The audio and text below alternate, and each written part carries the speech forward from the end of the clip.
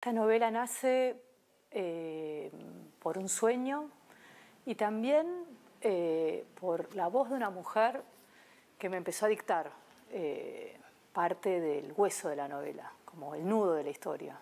Fue una voz que apareció en mi mente como una voz de una mujer un poco más grande que yo, con una voz grave, y así como vino esa voz, en algún momento desapareció. Después, por supuesto, que a esa voz se sumó mi propio decorado, mi propio mundo, pero fue un poco estar atenta a esa voz y obedecer de alguna manera. No sé por qué decidí ponerle Stroessner al personaje principal.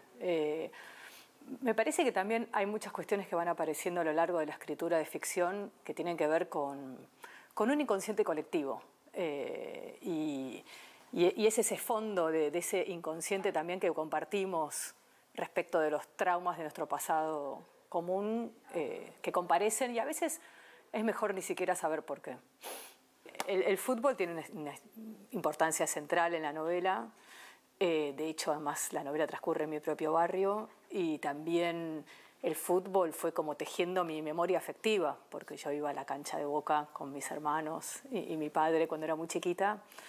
Y también comparece como cierta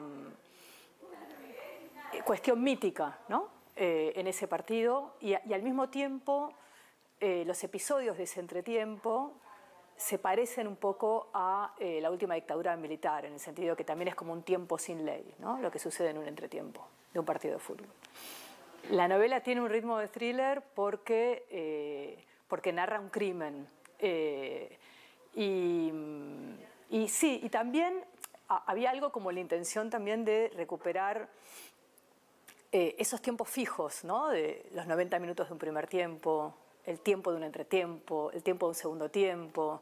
Y había algo divertido en jugar con eso, ¿no? ¿Cuánto tiempo lleva escribir cada tiempo, ¿no? Digo, que el fútbol no es como otros deportes que ese tiempo puede extenderse, que son tiempos fijos. Yo no creo que sea una novela sobre la impunidad. Me parece que más bien está como haciéndose preguntas contrafácticas. ¿Qué hubiera sucedido si las víctimas de la dictadura hubieran ejercido una venganza por mano propia, ¿no? Algo que también por el inmenso activismo de los organismos de derechos humanos eso jamás sucedió. Entonces me parece que también todos somos hijas, hijos de esa generación, y cada uno tramita esa época a su modo, ¿no? No solo los que hemos estado más cerca de las víctimas o los victimarios, sino también estas hijas de la ficción, que también lo tramitan a su manera. Me parece que también es interesante esto de cómo al comienzo de la democracia quizás había un mayor monopolio de la representación legítima de la dictadura, y en estas últimas décadas hay como millones de maneras de representarlo, y bueno, y bienvenidas sean, ¿no? El rol de la literatura en relación a la memoria,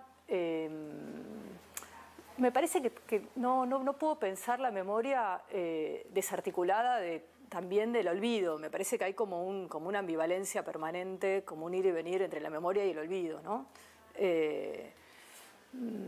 Y entonces, así como los sueños también, ¿no? Son como un mecanismo para poder ir olvidando la cantidad de información que uno va tejiendo.